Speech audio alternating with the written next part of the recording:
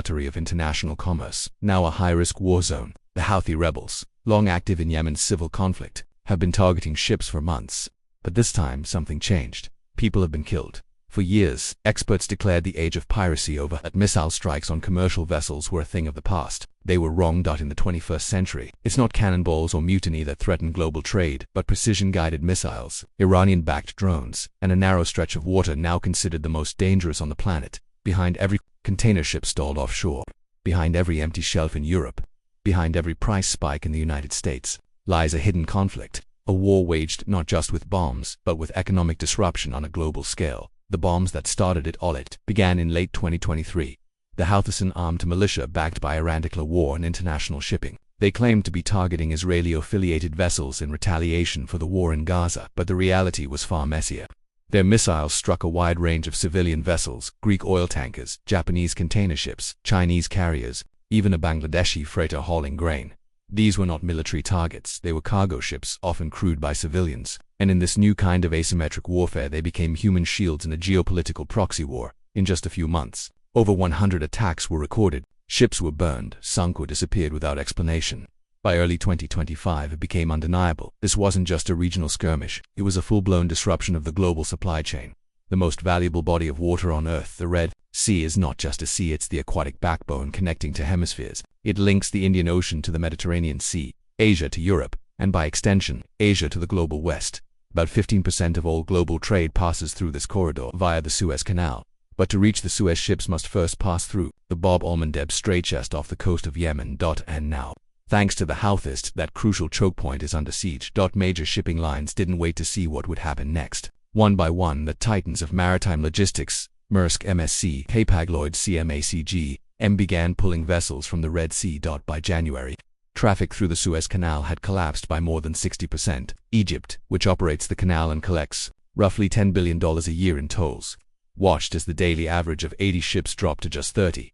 Port Said saw its docks go quiet. Empty berths became a symbol of a global rerouting that would have massive consequences. The long detour around Africa with the Red Sea too dangerous. Shipping companies sought a costly alternative, rerouting vessels around the Cape of Good Hope, the southern tip of Africa. The consequences were immediate. Each rerouted trip added more than 4,000 miles of travel.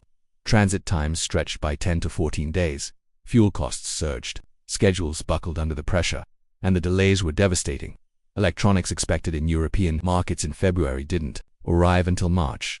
Car parts bound for Detroit were adrift near Madagascar. Even humanitarian shipments, vaccines, food aid, water filtration equipment, were delayed or diverted. Life-saving cargo lost precious time. This wasn't just a shipping disruption, it was a full-blown economic shockwave.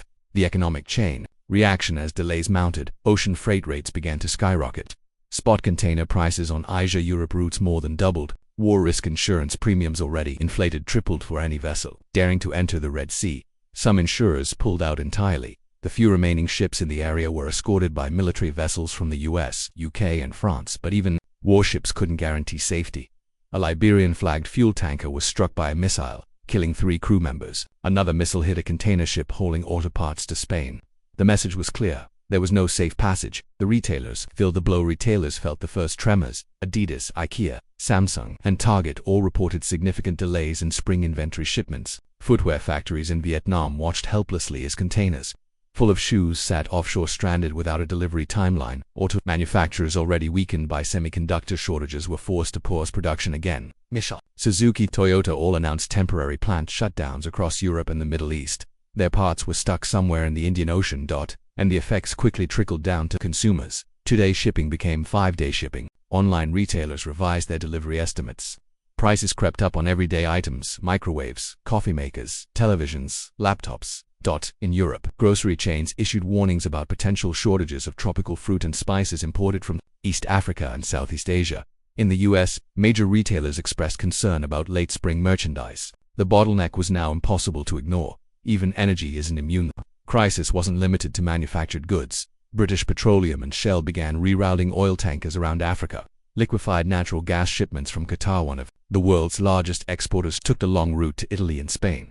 What was once a 9-day trip became a 23-day voyage. As fuel and shipping costs rose, energy providers passed on the burden to consumers. Electricity bills spiked across southern Europe. Heating costs increased. Governments scrambled to shield low-income households from the rising energy burden.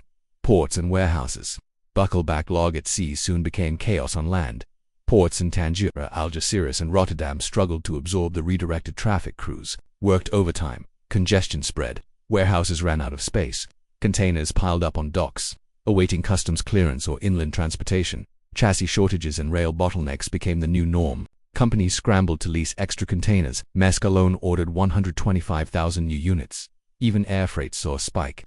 Desperate businesses paid premium prices to get goods moving fast. Rail routes across Central Asia hit their highest utilization rates since the pandemic, but none of these alternatives could match the scale of ocean freight.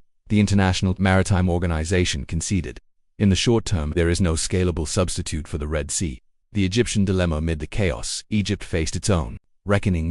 The Suez Canal provides roughly $10 billion annually in toll revenue, vital for a country drowning in debt and facing rising food import costs. With ship traffic down by more than 60%, that income has evaporated. Egypt's government is now seeking emergency loans to cover the shortfall. The immediate crisis of the canal's disruption may have passed, but the economic damage continues. Analysts estimate the cost of the Suez disruption peaked at around $10 billion a day during the worst moments. The Houthis strategy and its success. The Houthis playbook is now evident hand. It's working by terrorizing one maritime corridor. They've disrupted global commerce, raised insurance premiums to unsustainable levels, and forced powerful nations to react. Despite dozens of Western airstrikes targeting radar stations, drone depots, and missile sites, the attacks continue.